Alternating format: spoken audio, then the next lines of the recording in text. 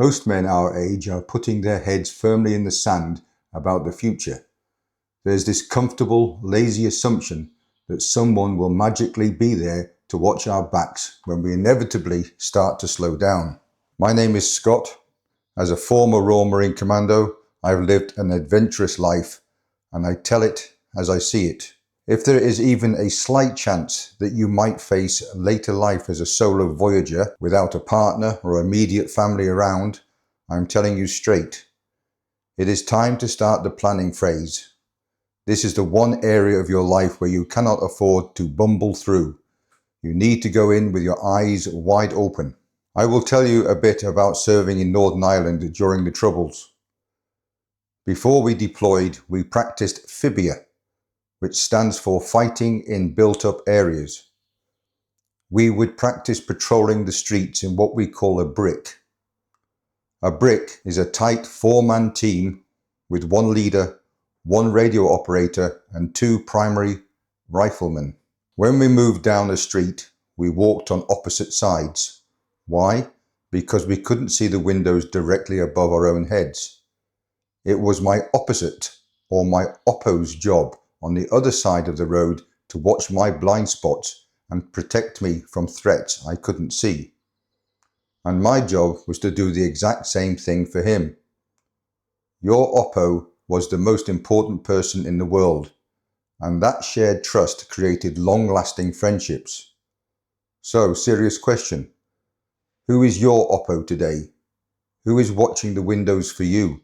As we get older, especially for those of us flying solo, we don't have a built-in brick to patrol with. The reality in the UK right now is roughly 1 in 3 baby boomers are facing old age entirely alone, whether by being divorced, separated, widowed, or having never been married. Millions of us are walking into our later years without backup. And don't fall into the trap of thinking children are a guaranteed insurance policy. Adult kids move away. They face their own pressures with work, family, and housing.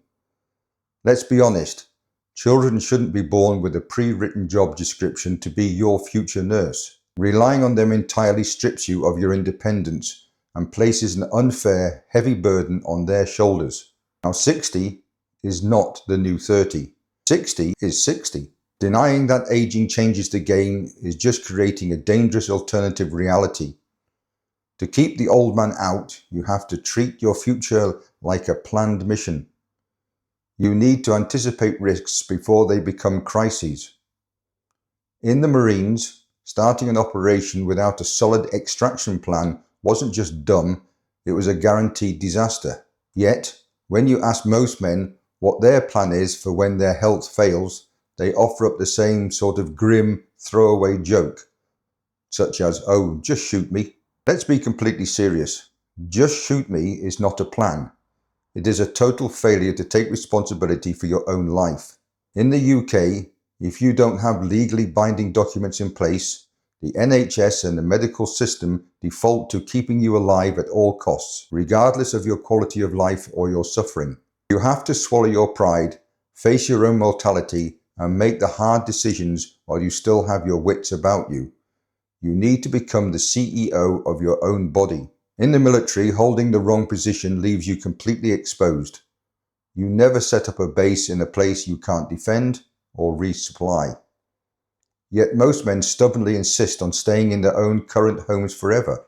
The social care industry calls this aging in place. I get it. For me, I have moved more times than I care to remember, at least a dozen or so during my lifetime so far.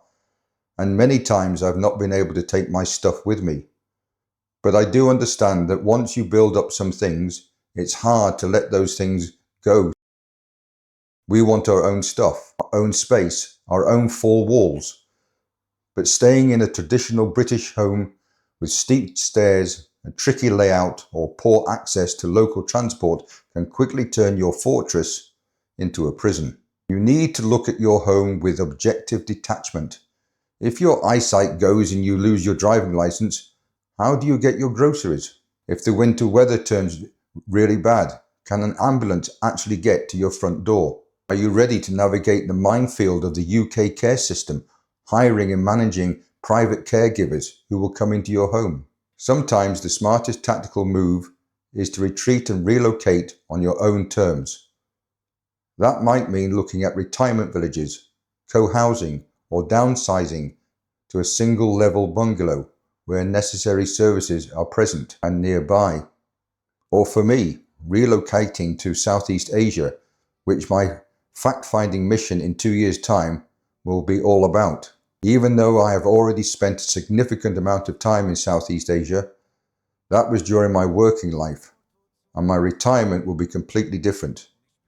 So I need to look at that recce from a different set of eyes. This brings us to the most critical part of your survival plan, building your team. When you are flying solo, you have to actively recruit a new network. Experts call this foraging for family. You cannot survive isolation by relying on luck. Your old mates will face their own health battles, or they might move away to be near their grandchildren. You need to get to know people in their 30s, 40s and 50s. How? By taking a deep breath and talking to people. Take a part-time job, volunteer, or teach a skill you've spent a lifetime mastering. Join local clubs with built-in routines, whether that be a walking group, a camera club, or a weekly breakfast meetup. Sharing a meal or a coffee is one of the simplest, most effective ways to bring new people into your inner circle.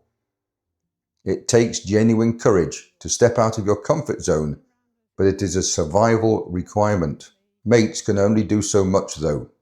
You also need a professional network to handle your affairs if you can't. That means finding a trusted financial planner and a solicitor. And if you look at the figures on the screen right now, you can see how staggering cost of long-term care in the UK can wipe out a lifetime of hard work in a matter of months. With fees like that, your savings can vanish rapidly. This is why you must build a bulletproof monetary cushion. You also need to lock down your rules of engagement. In the UK, this means setting up a lasting power of attorney, or LPA, one for health and welfare and one for property and financial affairs.